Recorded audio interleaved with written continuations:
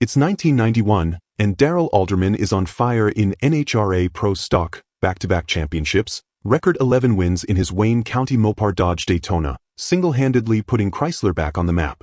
The quiet Kentucky racer has the class terrified. Then, boom, federal indictments drop. He pleads guilty to cocaine conspiracy, and NHRA slaps him with an indefinite suspension that could mean a lifetime ban. Heartbreaking fall from hero to outcast.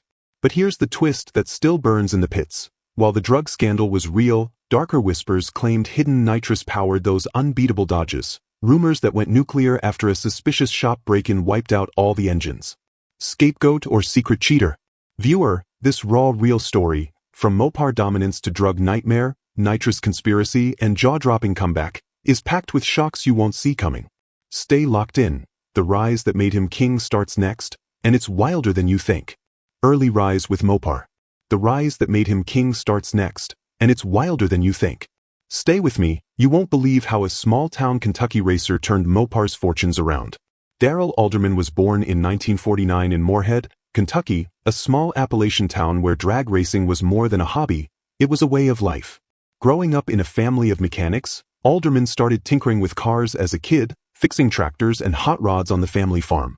By his teens, he was racing locally on dirt tracks and drag strips, honing his skills in super stock classes with basic Chevys and Fords. He wasn't flashy, just a hardworking guy with a smooth driving style and an eye for setup. In the early 1980s, Alderman caught Chrysler's attention while racing in IHRA events. Chrysler was desperate to revive its pro stock program after years of decline since the Hemi era. They signed him to drive Dodge Chargers in 1986, but the cars were underpowered and unreliable. Alderman struggled, finishing mid-pack most seasons. Then came the game changer. In 1988, he partnered with Wayne County Speed Shop in Ohio, a small but innovative team led by crew chief Bill Maverick Golden. Together, they transformed the Dodge Daytona into a contender, better aerodynamics, tuned 500 CI engines, and Alderman's flawless driving. The breakthrough hit in 1989. At the NHRA Winter Nationals in Pomona, Alderman scored his first pro stock win, shocking the field. He followed with victories at Atlanta and Englishtown, finishing third in points. Fans loved his humble style. No trash talk, just results. Chrysler doubled down, providing factory support for 1990. 1990 was magic. Alderman won the championship with 6 victories, including the U.S. Nationals in Indy, his first big go win. The Dodge boys were back, and Alderman was the heart of it. But viewer, as the wins piled up, so did the pressure. Was this pure talent, or something more? The whispers started small, but they'd grow into something explosive. The unstoppable streak that made him a legend is next, and it set the stage for everything that came crashing down. Hold on, because what happened in 1991 will leave you stunned. Unbeatable dominance and the first whispers. The rise that made him king starts next, and it's wilder than you think. Stay with me, you won't believe how a small-town Kentucky racer turned Mopar's fortunes around. Darrell Alderman's breakthrough partnership with Wayne County Speed Shop in Ohio paid off explosively in 1990. Chrysler, desperate to reclaim pro stock glory after years of Chevrolet and Ford dominance, gave Alderman factory support for his Dodge Daytona. The car was a wedge-shaped beast with a 500 cubic inch naturally aspirated engine, tuned by crew chief Bill Maverick Golden to perfection. Alderman's smooth, consistent driving, flawless 4-speed shifts and perfect launches made it lethal. 1990 was his coronation. Alderman won 6 national events, including the prestigious U.S. Nationals in Indianapolis, and clinched his first NHRA Winston Pro Stock Championship. He beat legends like Bob Glidden and Warren Johnson round after round. Mopar fans, starved for success since the Hemi days, went wild. The Dodge boys, Alderman, Scott Jeffrian, and the team, were back, and Chrysler finally had a champion to build around. But 1991 was pure domination. Alderman set a record that still stands, 11 national event wins in a single season, including the Winter Nationals, Gator Nationals, Spring Nationals, and another U.S. national sweep. He won the championship again, finishing with a massive points lead. The Daytona was untouchable, consistent low, 7-second elapsed times, 190-plus mph traps, and hole shots that buried opponents. Rivals scratched their heads. How was this small independent shop outrunning factory-backed GM and Ford teams with bigger budgets? Viewer, feel the awe. A Kentucky kid, no flashy personality, just pure skill, making the most powerful names in the sport look ordinary. Sponsors loved it, Chrysler poured more resources in, and Alderman became the face of Mopar's revival. But as the wins piled up impossibly high, whispers started in the pits, quiet at first, then louder. Nobody's that good without help. Something's in those Dodges. The rumors were about Nitrous, illegal power adders hidden cleverly. No proof yet, just suspicion from frustrated competitors. The streak felt too perfect, too consistent. Was it talent and hard work, or something hidden? The answer would come crashing down soon, in a way no one saw coming. The nightmare that nearly ended everything is next, and it's more devastating than the rumors ever hinted. Hold on, because what hit Alderman off the track will leave you speechless. The drug scandal hits. The streak felt too perfect, too consistent. Was it talent and hard work, or something hidden? The answer would come crashing down soon, in a way no one saw coming. The nightmare that nearly ended everything is next, and it's more devastating than the rumors ever hinted. Hold on, because what hit Alderman off the track will leave you speechless. 1991 was Darrell Alderman's pinnacle year. 11 national event wins, a second straight NHRA Winston Pro Stock Championship, and the record for most victories in a single season that still stands today. The Wayne County Speed Shop Dodge Daytona was a machine of precision, low, 7-second elapsed times, speeds over 190 miles per hour, and consistency that crushed the competition. Chrysler celebrated their revival, fans adored the quiet Kentucky champion, and Alderman seemed unbreakable. But behind the glory, personal demons were raging. In late 1991, federal authorities in Kentucky launched an investigation into cocaine trafficking in the Moorhead area. Alderman, along with several others, became entangled. On November 21, 1991, just weeks after clinching the championship, federal agents indicted him on charges of conspiracy to possess with intent to distribute cocaine. The news shocked the drag racing world. The clean-cut, family man champion linked to serious drug allegations. Alderman chose not to fight in court. In early 1992, he pleaded guilty to a reduced conspiracy charge as part of a plea deal. He received 5 years probation, community service, and a $5,000 fine. No prison time, but the damage was irreversible. NHRA, with its strict substance abuse policy, acted immediately. In February 1992, they imposed an indefinite suspension on Alderman, meaning he was out of pro stock until further notice, with reinstatement possible only after a minimum 2 years and proof of rehabilitation. The threat of a lifetime ban loomed if he violated terms. Viewer, feel the gut punch. One moment on the championship stage, the next banned from the sport that defined his life. Sponsors pulled back, the Daytona sat silent, and Alderman retreated to Kentucky, facing public shame and private battles with addiction. Rumors flew, was this a one-off mistake, or deeper issues fueled by the high-pressure racing life? Chrysler replaced him with Scott Jeffrian for 1992 to 93, keeping the program alive. But Alderman wasn't done. The stunning comeback that shocked NHRA is next, and it raises even bigger questions about what really powered those Dodges. Don't stop now, the redemption and new suspicions are coming. Suspension, exile, and the road back.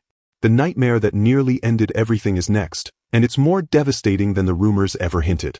Hold on, because what hit Alderman off the track will leave you speechless. February 1992, NHRA's indefinite suspension drops like a thunderclap. Darrell Alderman, fresh off his record-setting 1991 season with 11 wins and a second championship, is suddenly barred from competition. No racing, no points, no income from the sport that had become his identity. The guilty plea to cocaine conspiracy, as part of a larger Kentucky federal case, triggers NHRA's strict substance abuse policy, enacted in the late 1980s to clean up drag racing's image.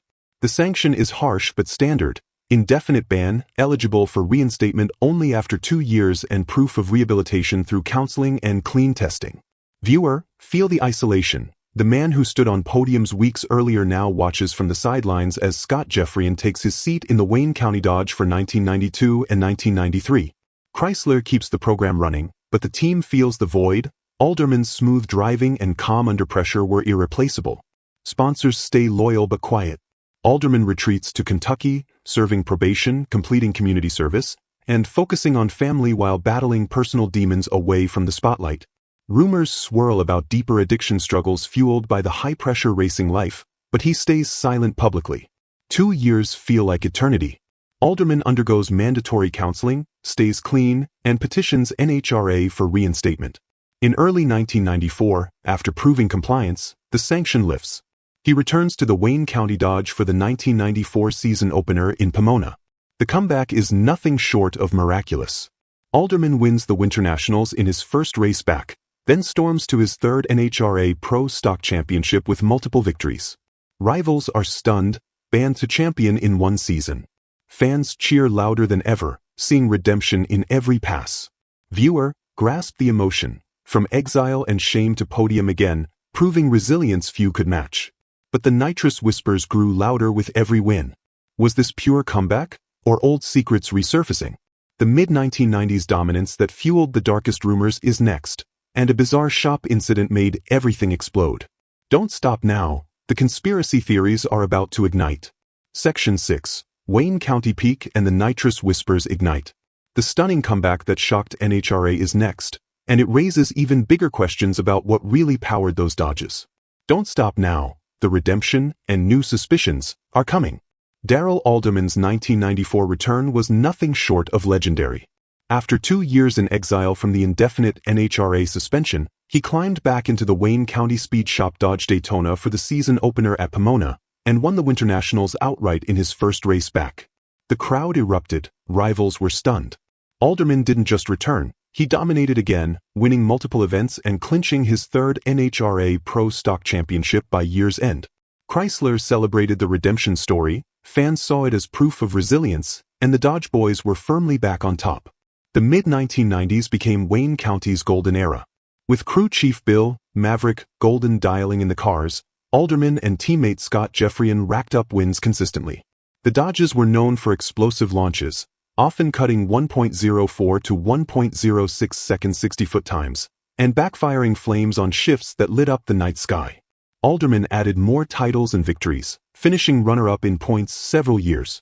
The shop in Ohio became a Mopar mecca, attracting talent and factory support. But with every win, the whispers grew louder. Rivals like Warren Johnson and Bob Glidden openly questioned how Wayne County stayed so consistent.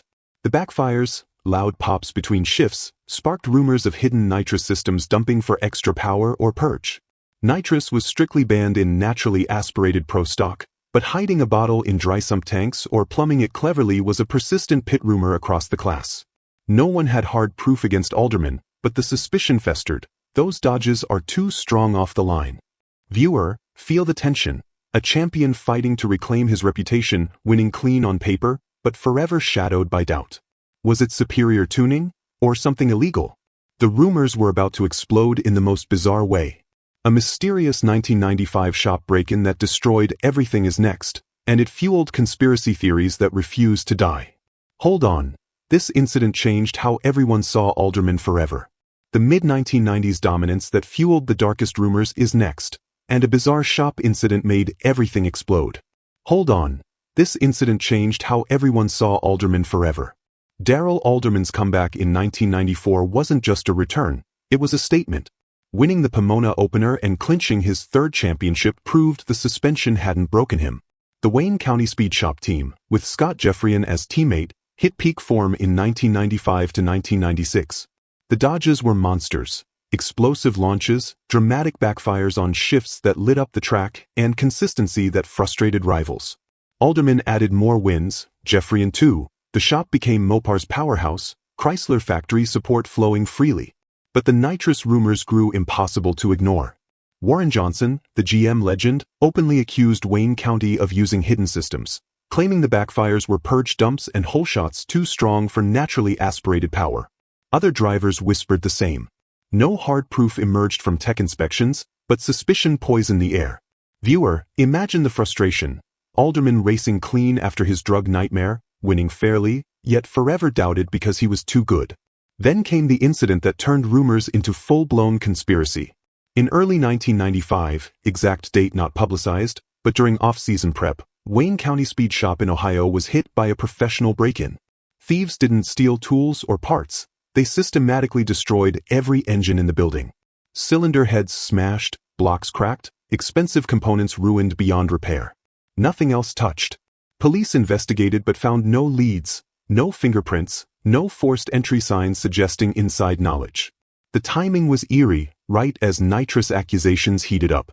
Conspiracy theories exploded in the pits. Some said rivals sent pros to eliminate evidence before NHRA could deep inspect. Others claimed it was an inside job to cover tracks. Alderman and the team called it vandalism by jealous competitors. No charges filed, no proof ever surfaced. But the damage was done. All potential smoking gun engines gone forever. Viewer grasped the paranoia. A championship shop violated, millions in damage, and the biggest cheating rumor of the era left unprovable. Was it coincidence or cover-up? The Nitrous accusations that followed, and why they never stuck, are next. This controversy still divides fans. Don't stop. The truth, or lack of it, is coming. The mysterious break-in turned rumors into full-blown conspiracy. Hold on. This controversy still divides fans, and the accusations that followed changed how everyone saw Alderman forever. After the 1995 Wayne County shop vandalism, where every engine was professionally destroyed with no theft, suspicions reached fever pitch. The timing was too perfect for many. Just as rivals like Warren Johnson publicly accused the team of using Nitrous, the potential evidence vanished. Johnson, the GM Pro Stock King, went on record saying the Dodge's backfires and hole shots screamed hidden power adders. Other drivers nodded along in private. The pits buzzed with theories. Rivals hired pros to eliminate proof before NHRA teardowns, or the team staged it to cover tracks. But here's the truth. No Nitrous was ever proven against Alderman or Wayne County. NHRA tech inspections throughout the 1990s found nothing illegal in their cars. Traces rumors from other teams, like 1992 Dodge suspensions, existed, but Alderman's program passed every check. The famous 1996 Car and Driver article, Laughing Gas, detailed widespread nitrous whispers across pro stock, naming Wayne County prominently, but it was all hearsay, no hard evidence. Alderman denied it fiercely, calling accusations sour grapes from losers. Viewer, feel the injustice. A champion who overcame a real drug ban, racing clean, winning fair, yet forever shadowed by unprovable claims. The shop break-in remained unsolved. No arrests, no confessions. Conspiracy theories thrived. Some said NHRA looked the other way for big teams. Others believed Wayne County was targeted for dominance. Alderman kept racing through it all, adding wins into the late 1990s and early 2000s with Dodge Avenger and Stratus bodies. No further suspensions, no proven cheating. He retired in 2004 with 28 national event wins for championships, 1990, 1991, 1994, runner-ups multiple times, and a legacy as Mopar's modern hero. But the questions linger. The full legacy, and whether he was scapegoat or something more, is next. This final truth will surprise you. Stay with me, the real verdict awaits. The Nitrous accusations exploded, but no proof ever stuck. Hold on, the full legacy, and whether Alderman was scapegoat or something more, is next. This final verdict will surprise you. Darrell Alderman kept racing through the storm of rumors. After the 1995 shop break-in and the wave of Nitrous accusations, fueled by Warren Johnson's public claims and the infamous 1996 Car and Driver, Laughing Gas article that detailed widespread whispers in pro stock, Alderman and Wayne County never faced official sanctions for power adders. NHRA inspections found nothing illegal. The backfires and hole shots were attributed to expert tuning and legal engine combos. The team switched to Dodge Avengers and Stratus bodies in the late 1990s, continuing to win rounds and contend for titles. Alderman added more victories into the early 2000s, finishing his career with 28 NHRA national event wins and 4 championships, 1990, 1991, 1994, plus strong runner-up finishes. He retired from full-time driving after the 2003 season, transitioning to team ownership and tuning roles with Mopar programs. Chrysler honored him as one of their greatest pro stock drivers, inducting him into the Mopar Hall of Fame. Alderman stayed involved in racing, mentoring younger drivers, and occasionally competing in special events. Viewer, reflect on the full arc, from Kentucky underdog to Mopar savior, drug scandal exile, stunning comeback, and Nitrous shadow that never quite lifted. The drug plea was real. He overcame it through probation and rehabilitation. Nitrous? Persistent rumors, circumstantial timing with the unsolved break-in, but zero proven violations. Many fans see him as a resilient champion targeted for dominance. Others believe the whispers held truth. Alderman passed away on October 24, 2023, at age 74 after a long illness, leaving a complicated but undeniable legacy, one of Pro Stock's winningest drivers who revived Chrysler and survived scandals that would end most careers. Was the lifetime ban threat fair for drugs alone, or did NHRA miss something bigger? Viewer, what's your verdict? Scapegoat, survivor, or both? Comment below, which NHRA controversy should we expose next? Subscribe for more untold real stories from the pits. Thank you for riding this journey. Alderman's dominance lives on. The accusations exploded, but no proof ever stuck. The full legacy, and whether Alderman was scapegoat or something more, is next. This final verdict will surprise you. Darrell Alderman retired from full-time pro stock driving after the 2003 season, ending with 28 national event wins, 4 NHRA championships, 1990, 1991, 1994, and strong runner-up finishes in others, and a record 11 wins in 1991 that still stands. He transitioned to team ownership and tuning, staying involved with Mopar programs and mentoring younger drivers. Chrysler honored him as one of their greatest pro stock pilots, and he became a respected figure in the sport, quiet, professional, always approachable.